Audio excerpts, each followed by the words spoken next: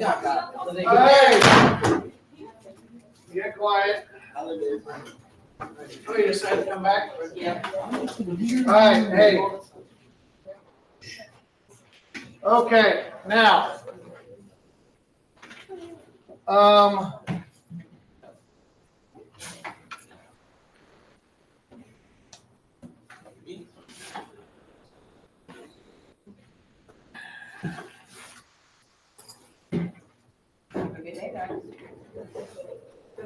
Are you ever on time for class? I didn't even see. Are you ever on time for class? No.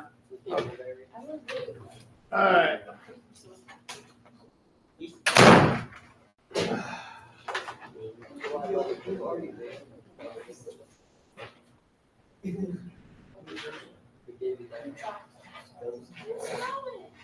All right. Braylon, turn around, quick flex. Braylon, stop getting jealous.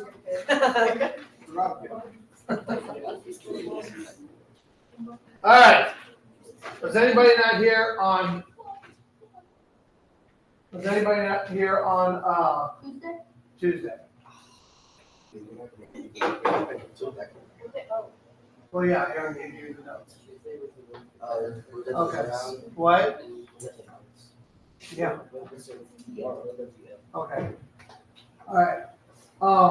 Okay. Basically, what you need to know for the next couple of weeks, and this is not only in this class, what your teachers will be doing is trying to cram everything they haven't got done this semester into this week. It's going to go fast. You'll probably get a lot of assignments. Hopefully, you'll get study guides, and basically, you got to prep for your final. Now, in case you don't know this, look at me and understand what I'm getting ready to say.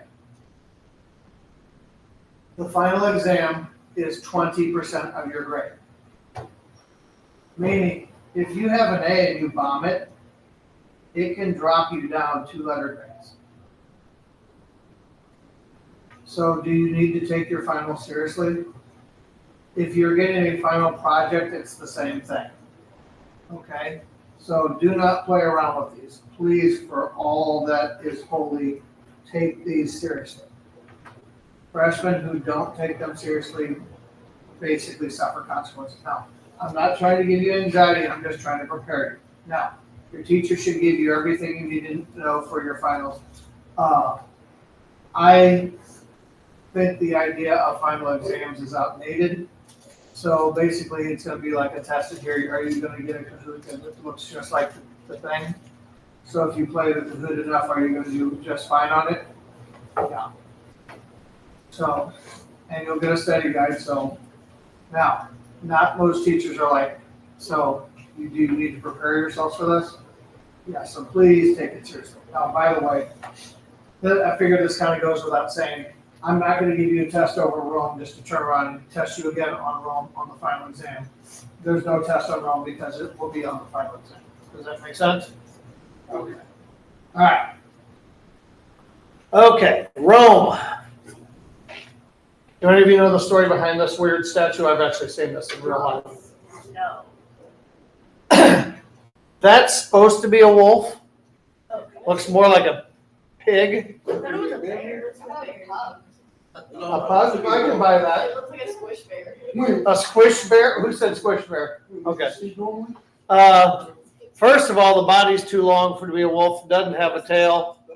Now, okay, no, it is supposed to be a wolf. What it looks like is, now, those are human children. Now, okay, remember how mythology was a big part of Greek Greek life? Yeah. Mythology is kind of the same thing now. The Romans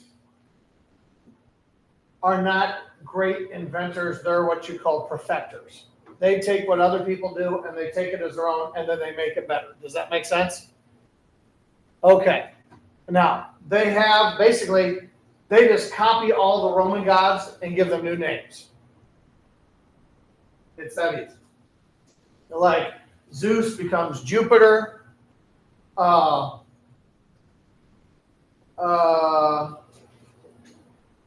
Hades becomes Uranus, and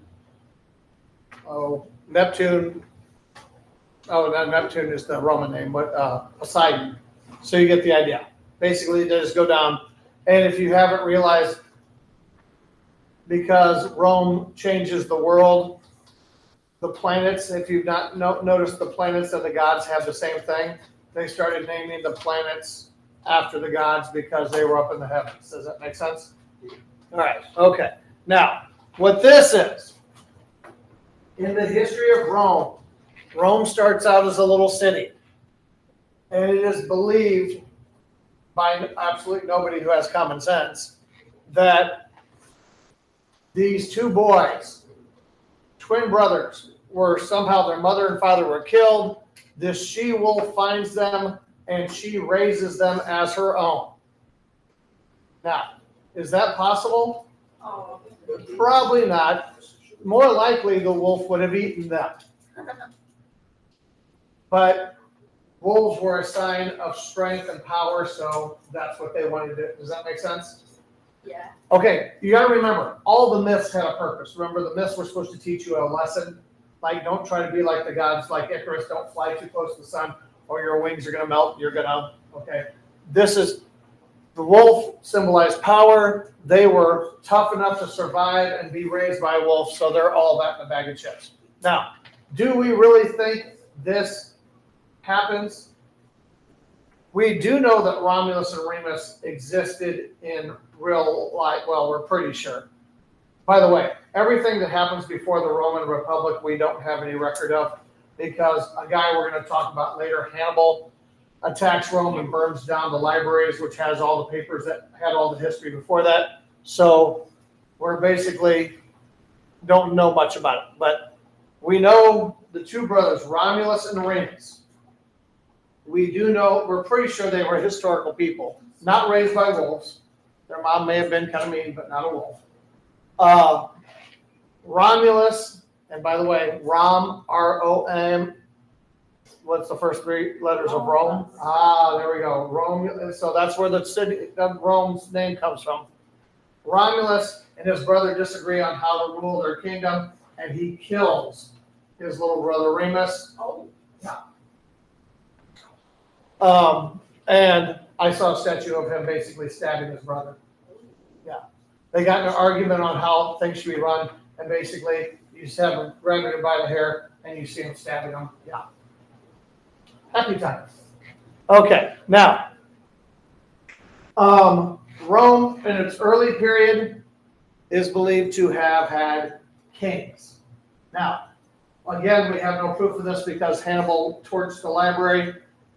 Now, according to Roman legend, there's a period of about 150 years, and they said they only had 7 kings. That would mean all these kings lived for a really, really long time. What are the chances of that happening? Basically, they had 7 kings they could kind of remember, is what we think. So are there going to be any questions about kings on the test? Because we don't really have proof of anything. Now, okay, what you need to know, here's Greece, here's Rome. Does it make sense that these people are going to influence them? Because what did the Greek people do? Were they farmers? No. They went out and they fished to get their food, right? So if they're in boats, do you think they might find this area? Yeah. Now, some people say, why didn't they just go through this way? Just so you know, this is incredibly mountainous going through here. Bosnia has a lot of mountains in it. Albania has a ton. So it would have been easier to go this way. And not to mention you got the Alps up there too. Okay. And by the way, Romans, there's a big river that goes through Rome. So are we back to where we were with the river and all that kind of stuff? Yes. They were farmers. Okay. So you got Greece, you got Rome. Okay.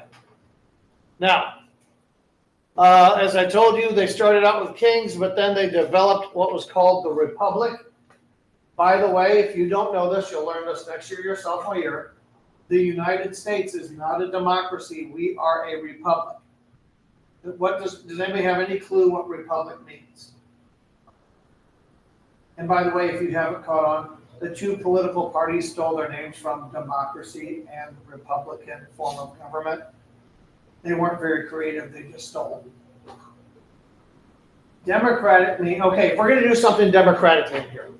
All right, let's say Dr. Calhoun bought the winning Powerball ticket. He won $500 million over the weekend. And he likes you guys enough to say, hey, before I retire to Hawaii and say goodbye to you guys forever, I'm gonna buy you guys lunch. Oh, nice.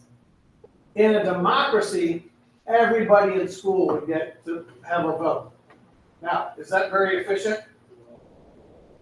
No, what a republic would be like is if Dr. Calhoun said, okay, each class vote, and based on that vote, we'll pick. Now, does that mean the majority of people are always going to get what they want? No. Okay, so here. So let's say you guys back here, you five pick McDonald's. You guys pick, I don't know, Wendy's, you guys pick Subway. Your Firehouse Subs just because you like to spend money. You two are White Castle, and you guys are the one having the next white parties. All right, now, the majority here, even though it's not a majority of the room, but the biggest number picked McDonald's. Does that make sense? So all of you technically are being represented, but you're not really being represented. Does that make sense? That's how a republic works. You pick somebody, so obviously we're not going to pick one of you guys to go down and vote because McDonald's won, so we're going to send one of these knuckleheads out to go vote down in Dr. Calhoun's office. I know it's a tricky concept to catch on Monday, but you guys getting that because it is on your test. Okay. All right. Okay.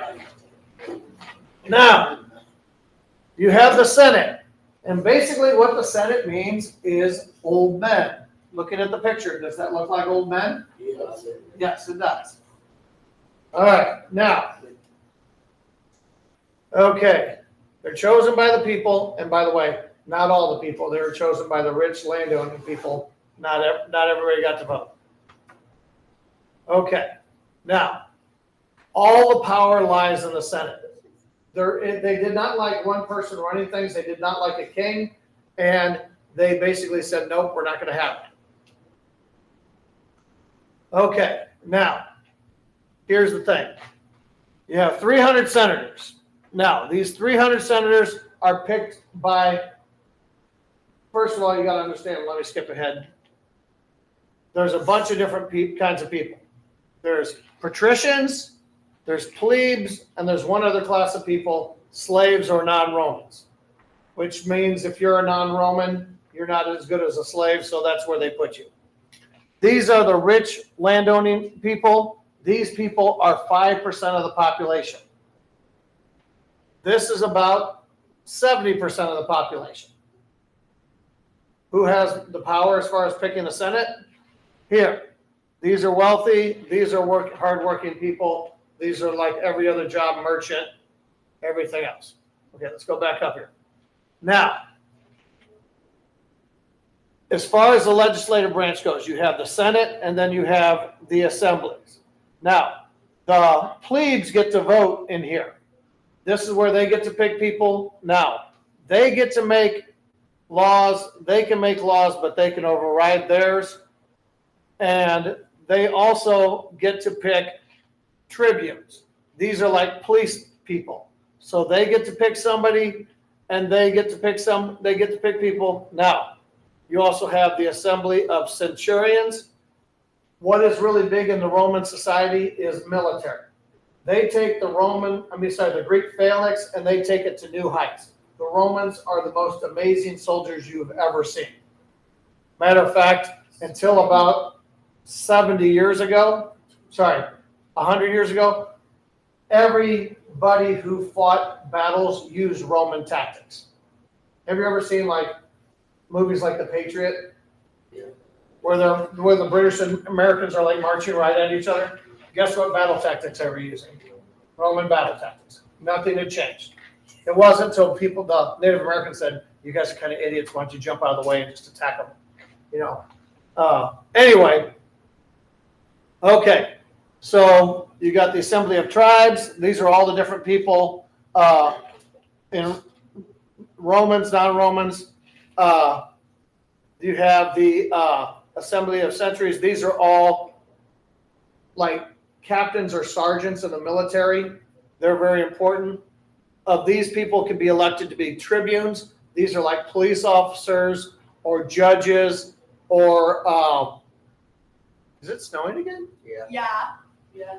Oh, it's too fine to get out. It needs to pick up a little bit more. We need the big fluffy flakes we had the other day. Yeah. Holy smokes, I got hit in the face by something like that big. Oh my That was god. like a snowball. A giant piece of hail. Yeah.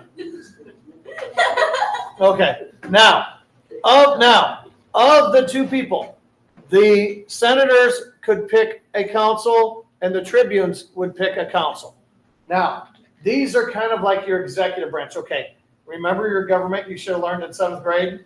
You have your legislative branch, you have your executive branch, and tribunes could also be judges, so you have your 3 branches of government.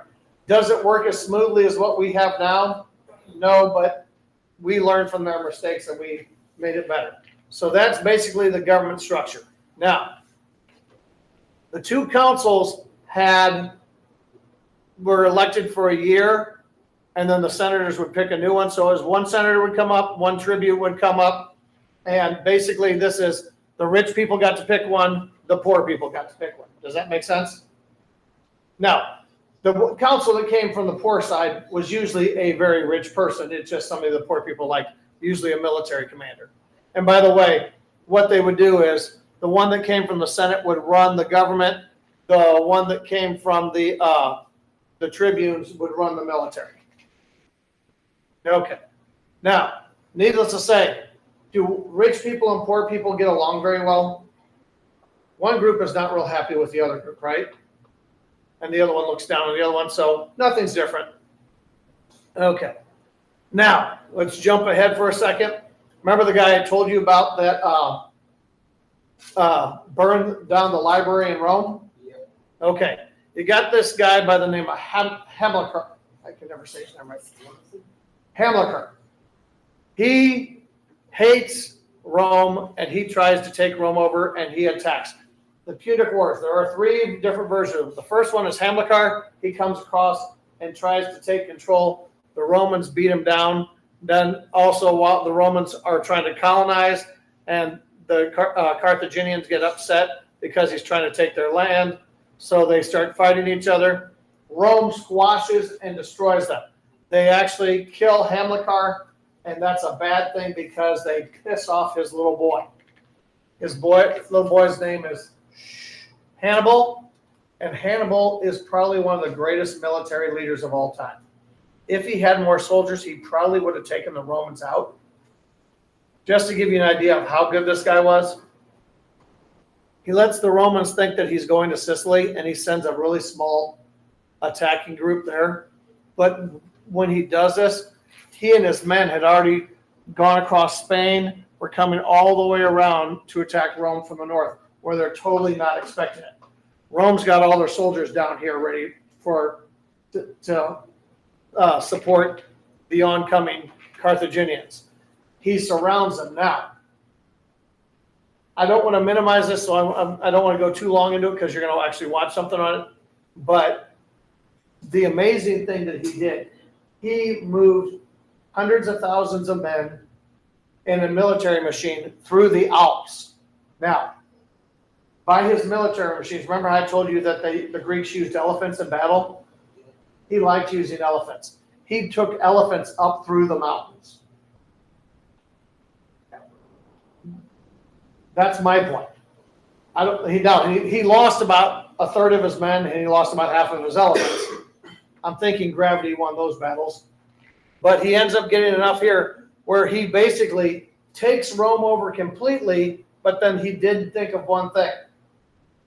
One of the main things you always have to consider in battle is when you have troops going way out, how are you going to get supplies? If you don't have supplies, if people aren't there to help you, you're pretty much screwed because you can fight until you run out of stuff, right? Well, guess what? He ran out of stuff and then he had to go back through the mountains. Now, the Romans were so beat up they didn't follow him. and then he would come and fight them again, and they would basically kill him off. I'm not going to spend too much time on that, but basically, so here are the two empires. Now, Rome is growing. Greece is still a thing. They're becoming powerful. Carthage is actually much more powerful when they start fighting. But Hamilcar, basically, they kill him off. They make the mistake. Carthage takes the Italian island of Sicily. They take Sardinia, and they start up into Spain, and the Romans start to get nervous. So they take that back. Now here's your elephants fighting. This is in the Battle of Rome, where the Romans got whooped, and he burned their libraries down and everything else he could find. One of the dumb things he actually does is he burned their crops. Why was that a dumb thing? Because he could have used that food. That's one of the reasons why he had to retreat. So he attacks from the north. He loses all that land. The Romans come back, and they wipe him out. Have you ever heard the term, that person got salty? They're upset, right? You want to know where that comes from? The Romans were so pissed off of the way he destroyed Rome, they literally, in the fields, apparently Libya used to be able to grow, North Africa used to grow all kinds of crops.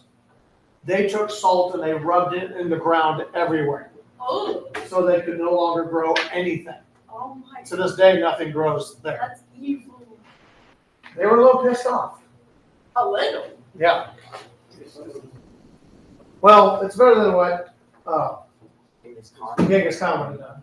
It's like, He would have killed everything. okay. Wait, so you're telling me this guy was better than Genghis Khan? No. I said, no, the Romans were nicer than what Genghis Khan would have done. No, the person attacking him. Oh, no, because Genghis Khan understood supply lines. Okay. Yes, he got up there and he gained all that ground, but then he had no way of keeping it. Half of what battle is being able to keep what you take. Genghis Khan conquered a little thing called Asia and Europe. A little bit, not big at all. Okay, now, after that, you get two brothers that come to power. These are their councils. For some reason, they elected two brothers, Tiberius and Gaius Gracchus, or the Gracchi brothers. Now, they were great. They worked hard. They were some of the generals who had fought against Hannibal. They did a great job, but Rome had a lot of problems, and they tried to make themselves dictators. If you remember, Rome had kings and they didn't like kings. The one thing we know that's pretty sure about kings is that the Romans killed the last king and set up the republic.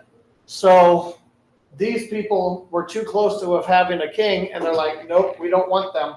They kill off, I can't remember, I think it's Gaius that they kill off. Tiberius goes into retirement. But basically, they were the first one. In the Roman system, the two consuls could be made a dictator and be given unlimited power. Well, they had been given unlimited power. They just didn't want to give it back. Now, here's the sad thing. You know what they were charged and found guilty of and what the one was killed for? Redistributing land. They took land from the rich people who had tons of it and started giving it to poor farmers so they could grow stuff. They started redistributing. If the people, they made wealthy farmers sell their grain cheaper so people could afford it in the city. They were doing nice things. And one of them got killed for it, and the other one basically had to run for his life. So don't piss off the rich people. More of the story. What? Did you just wake up? Okay. All right. Okay. All right. Now, so you have military dictators. And by the way, one of the problems they had, if you've ever seen the series on Starz, Spartacus, he led a slave revolt. And basically, he had been a great soldier that had been conquered. He almost takes Rome over, and that's one of the reasons why the Gracchi became dictators, and they did take him out. Okay. We don't need to get into that. Now, later on, you have another guy, another council who becomes a dictator. He is made a dictator, and at the end of the year, he gives back power. And at the end of, when he does that, the Senate turns around and makes him a dictator again. He ends up being a dictator for about 3 years. Does a great job, is amazing. Probably could have made himself emperor because this is a while later, but Rome still is not ready for that. He returns power, goes down in history as one of the most famous rulers of Rome. By the way, Lucius Sulla is how you say that. He expands the Roman Republic. It gets huge. I don't want to talk about him. All right, Sulla. He became too powerful, weakened the Senate, but he ends up giving power back. Now, these were the two, well, actually, let's go back. He was a consul the same time Sulla was. He was the general. He was the guy running the government. He wanted to be the general guy, and when he went off to go conquer lands, he got pissed off and then tried to take him out. When he gets back, he takes him out, and for the 3 years, Sulla is the only consul or the dictator, kills him off, restores power to the Senate, and basically, even though he has complete power, he listens to what the Senate does. That leads us up to this guy. Now, look at me and understand this because there's a question on the test that asks this. It'll ask you who the first emperor of Rome is. Do not put Julius Caesar. Julius Caesar was not an emperor. He was a dictator like Sulla. Now, what's the difference? Not much, but technically, he was never declared emperor.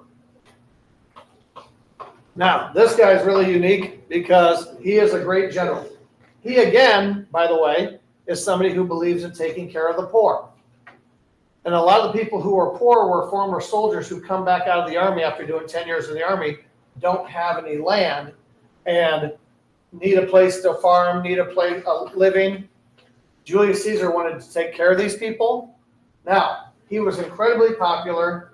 The rich senators feared him because they said that they kept telling him, okay, one of the things you did not do is bring your army into the city of Rome because they were afraid of military occupation. You were supposed to stop, and there was a little river called I'm blanking, Rubicon. He was told to keep his soldiers outside. He crosses it over with his soldiers into Rome, and basically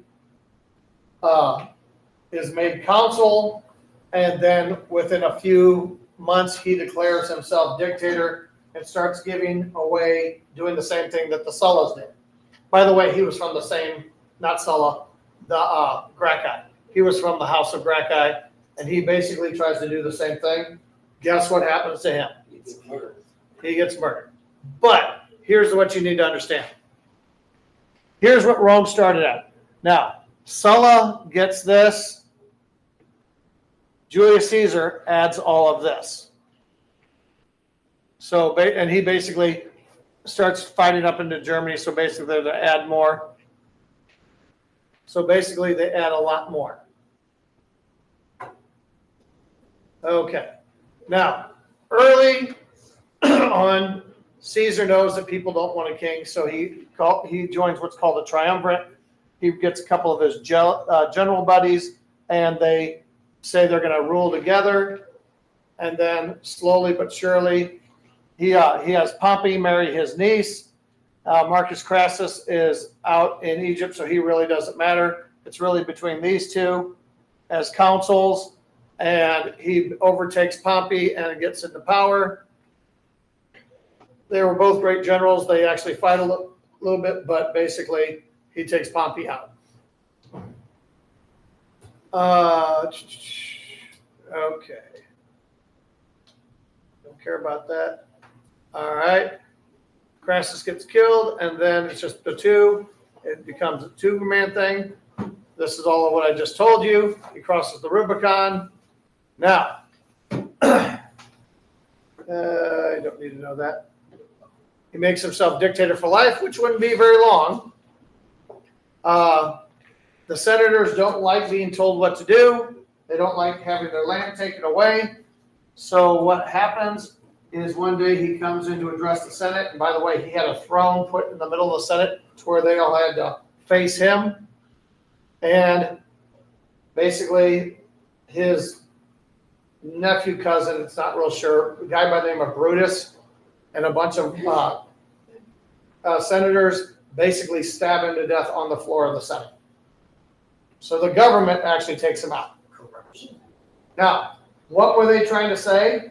That the Senate is the power, not a dictator. But then they just left his body there.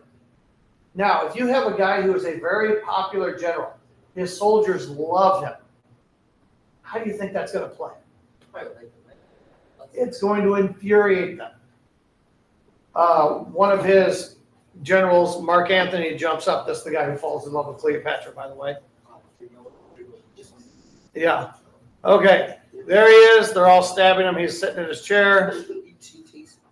Now, by the way, at this time, Rome kind of becomes an empire, even though he's not the emperor. Now, Julius Caesar did not have any children. It was believed that he had a child with Cleopatra, the last pharaoh of Egypt. But given the fact that, oh, how do we say this nicely? She was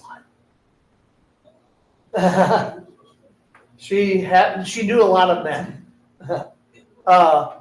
It's very hard to track down what, and by the way, if Julius Caesar had been the father, Caesarion would not have been as dark complected as he was. He was more African looking than, and that was saying something because she was half Greek. Anyway, he dies. You got these armies who are ready to fight. Now, he doesn't have any children, so who does he leave in charge? His nephew, Octavian, or would become Augustus, and he becomes the first emperor of Rome. But he goes through a triumvirate like this. It's Octavian, Mark Antony, and Marcus Lepidus, two of the generals. This guy gets killed in battle again, and then Octavian and Mark Antony go to war. Mark Antony is, he was a great military mind, but he was a stupid man. He falls in love with Cleopatra, has like 5 kids with her. Basically, I will say this, Cleopatra was a brilliant woman. She was apparently a beautiful woman, and she used her strengths to her, get her what she wanted. She was trying to get Caesar to help her out and get her brother off the throne. So Julius Caesar said, okay, I'll think about it. Well, she has herself pulled and put into his room. They take this big carpet they're at, roll it, and then she pops out of the rug naked and spends the night with him. Magically, Caesar changes his mind. And she pretty much does the same thing to Mark Antony. Mark Antony falls in love with her. And long story short, Augustus or Octavian, they attack Egypt. It's clear to Antony and Cleopatra that they're going to lose. They don't want to be killed publicly in Rome. So they grab onto some serpents, get bit by some cobras, and basically die. They commit suicide together. And then you have the big Roman Empire. Now, all right, already covered that. There's Cleopatra. And remember, unlike the earlier pharaohs, she was not African. She was half Greek, half. Does that make sense? That's why Egyptians look different than the rest of people on the continent. Okay. And this is the part Mark Antony didn't understand. A lot of the battle for control of the Roman Empire between Antony and Octavian was navy battles, and Mark Antony didn't have the fleet to do it. So they commit suicide. Cleopatra commits suicide. Octavian is the sole ruler of Rome, and officially the Republic is over. This is where he declares himself emperor. Actually, he never declared himself emperor. He called himself the first citizen. The people called him emperor because it became an empire, and he becomes the first emperor of the Roman Empire. All right. And it does nothing but grow, gets bigger and bigger. Now, basically, here's the thing about Rome. Anybody that was civilized outside of China, they controlled. They controlled everything. All right. Okay.